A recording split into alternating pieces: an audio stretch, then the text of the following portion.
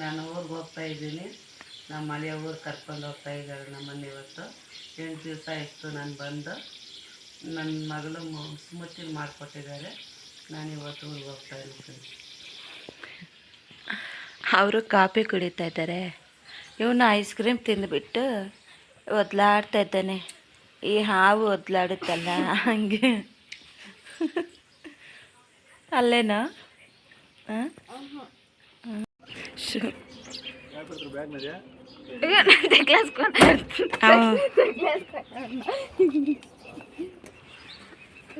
ಮುಂದೆ ರೂಪಾಯಿ ಸೊಪ್ಪು ಮೇಲೆ ಹಾಕ್ಕೊಡ್ತೀವಿ. ಬ್ಯಾಗ್ ಇಟ್ಟು ಬಟ್ಟೆ ಹಾಸ್ಕೊಂಡು.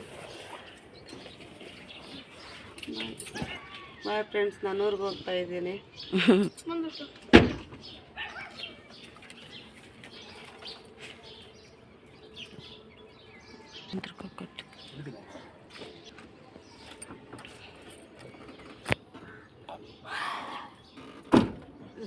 ಬಾಯ್ ಬಾಯ್ ಬಾಯ್ ಬಾಯ್ ಬಾಯ್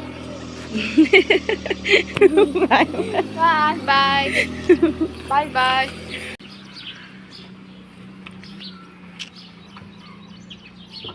ಫ್ರೆಂಡ್ಸ್, ನಮ್ಮ ಊರಿಗೆ ಹೋದ್ರೆ ಇವಾಗ ಟೈಮ್ ಬಂದುಬಿಟ್ಟು 7:30 ಏನೋ ಆಗಿದೆ. ಇವಾಗ ಊರಿಗೆ ಹೋದ್ರೆ ಇನ್ನು ನಾವು ಮನೆಯಲ್ಲಿ ಹೋಗ್ತಾ ಇದ್ದೀವಿ. ಇಷ್ಟು ದಿನ ಇದ್ದರೂ ಮನೆಯಲ್ಲಿ ಬೇಜಾರು ಇರಲಿಲ್ಲ. ಇನ್ನಿವಾಗ ಸ್ವಲ್ಪ ಬೇಜಾರು. ಯಾಕೆಂದರೆ ಮನೇಲಿ ಯಾವಾಗೂ ಓಡಾಡಿಕೊಂಡು ಮಾತುಗಳು ಹೇಳ್ಕೊಂಡು ಚೆನ್ನಾಗಿದ್ವಿ ಅಲ್ಲ. ಇನ್ನಿವಾಗ ಮನೆಗೆ ಹೋದ್ರು ಅಮ್ಮನಿಗೂ ಅಷ್ಟೇ ಸ್ವಲ್ಪ ಬೇಜಾರಾಗುತ್ತೆ. ಯಾಕಂದರೆ ಇಷ್ಟು ದಿನ ಇಲ್ಲ ಇದ್ರಲ್ವ. ಇನ್ನೂರಿಗೆ ಹೋದರೆ ಅಲ್ಲಿ ಮಕ್ಕಳು ಯಾರೂ ಇಲ್ಲ, ಇನ್ನು ಬೇಜಾರಾಗುತ್ತೆ ಅಲ್ವಾ. ನಮಗೆ 1 ವೀಕಿಂದ ಮನೆಯಲ್ಲಿ ಚೆನ್ನಾಗಿತ್ತು. ಮಾತು ಹೇಳ್ಕೊಂಡು ಅವ್ರಿಗೆ ಏನು ಬೇಕು ಟೈಮ್ಗೆ ನೋಡಿಕೊಂಡು ಈ ಥರ ಚೆನ್ನಾಗಿತ್ತು. ಏನು ಮಾಡೋದು, ಅವ್ರ ಮನೆಗೆ ಅವ್ರು ಹೋಗ್ಬೇಕಲ್ವ, ಅನಿವಾರ್ಯ. ಯಾವಾಗೂ ಅವ್ರು ಬಂದು ನಮ್ಮ ಮನೇಲಿ ಇರೋಕ್ಕಾಗಲ್ಲ, ನಾವು ಹೋಗ್ಬಿಟ್ಟು ಯಾವಾಗೂ ಅಲ್ಲಿರೋಕ್ಕಾಗಲ್ಲ. ಅವ್ರವ್ರ ಸಂಸಾರ ಅವ್ರವ್ರದಲ್ವಾ. ಸೊ ಹಾಗಾಗಿ ಹೆಂಗೋ ಚೆನ್ನಾಗಿ ಮೇಲಾಯಿತು. ಅಮ್ಮನಿಗೆ ಜ್ವರ, ಕೆಮ್ಮು, ನೆಗಡಿ ಮತ್ತು ತಲೆನೋವು ಎಲ್ಲ ಇತ್ತಲ್ಲ, ಚೆನ್ನಾಗಿ ಬೆಟರ್ ಆದರು ಅವರು. ಚೆನ್ನಾಗಿ ಬೆಟರಾಗಿ ಮನೆಗೆ ಹೋದರು. ಅಷ್ಟೇ ಅಲ್ವ ನಮಗೂ ಬೇಕಾಗಿರೋದು. ಚೆನ್ನಾಗಿ ಹೋದರೆ ಸಾಕು ಅಂತಲ್ವ. ಚೆನ್ನಾಗಿ ಬೆಟರ್ ಆಗಿಬಿಟ್ಟು ಈಗ ಮನೆಗೆ ಹೋದರು. ಇನ್ನು ಅಲ್ಲಿ ಸ್ವಲ್ಪ ಜಾಸ್ತಿ ಕೆಲಸ ಮಾಡ್ತಾರೆ, ಹಂಗೋ ಹಿಂಗೋ ಇದ್ದರೆ ಸ್ವಲ್ಪ ದಿನ ಆಮೇಲೆ ಬೇಕಾದರೆ ಮಾಡ್ಕೋಬಹುದು. ಯಾಕೆ ಅಂದರೆ ಫಸ್ಟು ಟೈಫಾಯ್ಡ್ ಜ್ವರ ಬಂದಿತ್ತು 1 ವೀಕು. ಆವಾಗ ನಾವು ಪೂಜೆಗೆ ಹೋಗಿದ್ದೆ ಅಲ್ಲ, ಆ ಟೈಮ್ಗೆ ಬಂದಿತ್ತು. ಮತ್ತು ಒಂದು 3-4 ಡೇಸು ಇಂಜೆಕ್ಷನ್ಸ್ ಹಾಕ್ಸ್ಕೊಂಬಂದು ನಿಲ್ಲಿಸಿದ್ರು. ಮತ್ತು 1 ವೀಕ್ಗೆ ಅದಾಗಿದ್ದಂಗೆ ಮತ್ತು ಜ್ವರ, ಕೆಮ್ಮು, ನೆಗಡಿ ಎಲ್ಲ ಬಂದಿತ್ತು ಅಲ್ವಾ. ನಮಗೆ ಭಯ ಆಗಿತ್ತು.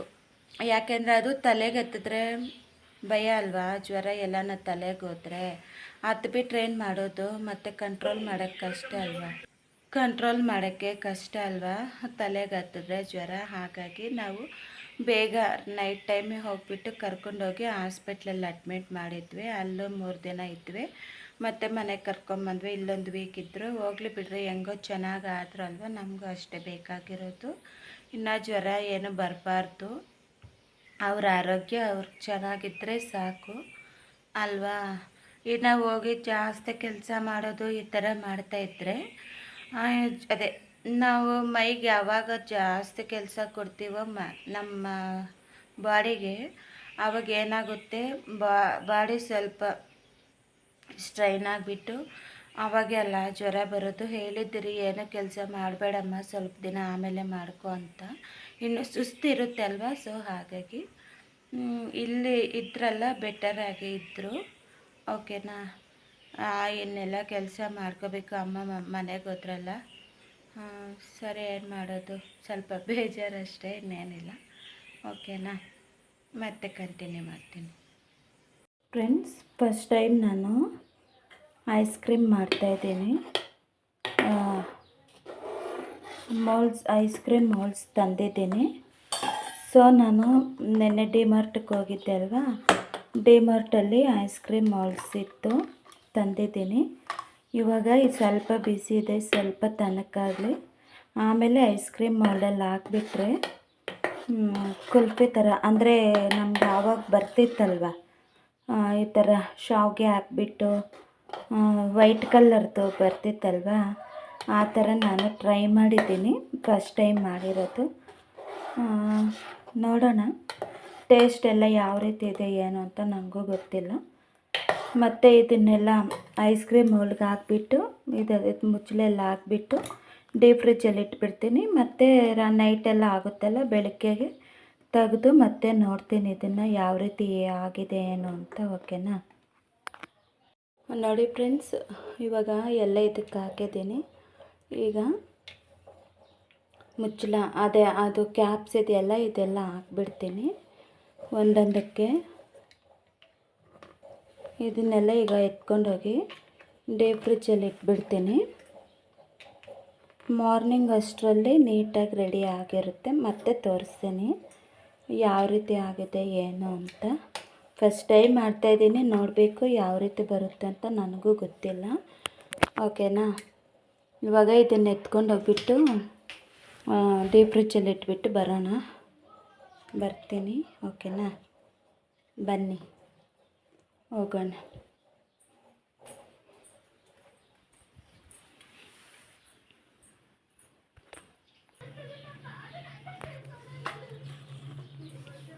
ಇವಾಗ ಡೀಪ್ ಫ್ರಿಜ್ಜಲ್ಲಿ ಇಟ್ಬಿಡ್ತೀನಿ. ಓಕೆನಾ? ಇದು ನಾಳೆ ಬೆಳಗ್ಗೆ ತೋರಿಸ್ತೀನಿ. ಓಕೆ? ಅಷ್ಟರಲ್ಲಿ ಕಾಫಿಗೆ ಇಟ್ಟಿದ್ದೆ, ಅದಿಟ್ಟು ಬರೋ ಅಷ್ಟರಲ್ಲಿ ಕಾಫಿ ರೆಡಿ ಆಗೋಯಿತು. ನನಗೆ ಒಂದು ಲೋಟ ಕಾಫಿ ಕುಡಿದ್ಬಿಟ್ಟು ನೆಕ್ಸ್ಟ್ ಬೇರೆ ಕೆಲಸ ಮಾಡ್ಕೊತೀನಿ. ಓಕೆನಾ? ಕಡಲೆ ಬೀಜ ಹುರಿದಿಟ್ಟಿದ್ದೀನಿ. ಈಗ ಚೆನ್ನಾಗಿ ಹುರಿದಿದ್ದೀನಿ. ಸ್ವಲ್ಪ ಕಾಫಿ,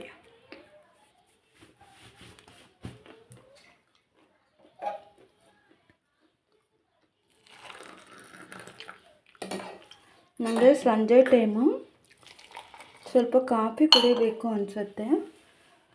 ಸೊ ಹಾಗಾಗಿ ಸ್ವಲ್ಪ ಕಾಫಿ ಕುಡಿತೀನಿ ನಾನು. ಈಗ ಮಿಲ್ಕ್ ಎಲ್ಲ ಆಗೋಗಿದೆ, ಡೈರಿಗೆ ಕಳಿಸ್ಬೇಕು ನಾನು. ಹಾಲು ಡೈರಿ ನಮ್ಮೂರಲ್ಲೇ ಇದೆ. ನನ್ನ ಮಗ ಹೋಗ್ಬಿಟ್ಟು ಹಾಲು ಹಾಕ್ಸ್ಕೊಂಬರ್ತಾನೆ. 3 ಡೇಸ್ಗೆ ಒಂದ್ಸಲ ನಾವು 1.5 ಲೀಟ್ರು ಆ ಥರ ಹಾಕ್ಸ್ಕೊಂಬರ್ತೇವೆ ಡೈರಿಯಲ್ಲಿ.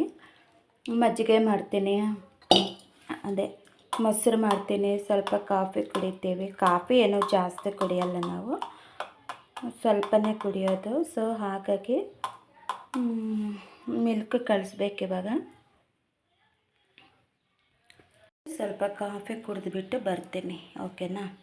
ಎಲ್ಲ ಕೆಲಸ ಮುಗೀತು. ನೆಂಟರು ಬಂದಿದ್ದರು, ಅವರು ಮುದ್ದೆ ಸಾರು ಅನ್ನ ಎಲ್ಲ ಮಾಡಿದ್ದೆ, ತಿಂದ್ಬಿಟ್ಟು ಹೋದ್ರು. ನೋಡ್ರಿ, ಅಷ್ಟು ಪಾತ್ರೆ ಬಿದ್ದಿತ್ತು, ಇನ್ನೂ ಕೆಲವು ಎತ್ತಿಟ್ಬಿಟ್ಟೆ. ಅಷ್ಟು ಪಾತ್ರೆ ತೊಳೆದಿದ್ದು ನಾನು ಆವಾಗ ಅದೆಲ್ಲ ಸಿಂಕ್ ಖಾಲಿ ಮಾಡಿಬಿಟ್ಟೆ. ಮತ್ತು ದೋಸೆ ಹಿಟ್ಟು ಅಕ್ಕಿ ನೆನೆ ಹಾಕಿದ್ದೆ.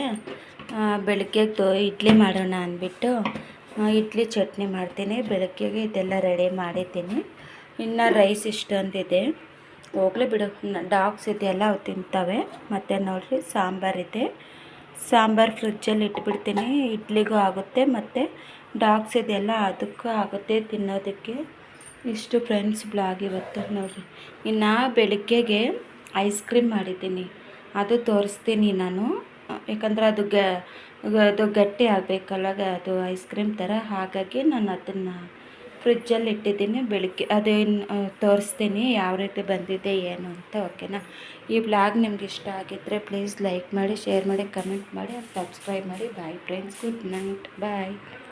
ಐಸ್ ಕ್ರೀಮು ಈ ಥರ ಫ್ಲಿಪ್ ಆಗೋಯ್ತು, ಏನು ಮಾಡೋಕ್ಕಾಗಲ್ಲ, ಕೆಲವೊಂದು ಸಲ ಹೀಗೆ ಆಗುತ್ತೆ. ಸರಿ, ಹೀಗೆ ಇರ್ಕೋ, ಸ್ಪೂನಲ್ಲಿ ತಿನ್ನಬಹುದು ಅಂತ ಹೇಳಿದ್ದೀನಿ. ಏನು ಮಾಡೋದು, ನನಗೂ ಗೊತ್ತಿಲ್ಲಲ್ಲ ಯಾವ ಥರ ಮಾಡಬೇಕು ಅಂತ. ಫಸ್ಟ್ ಟೈಮ್ ಮಾಡಿರೋದು, ಈ ರೀತಿ ಆಗೋಯ್ತು ಫ್ರೆಂಡ್ಸ್. ನಾನು ಫ್ಲಿಪ್ ಆಗೋಯ್ತು ನನ್ನ ಐಸ್ ಕ್ರೀಮ್. ಓಕೆ.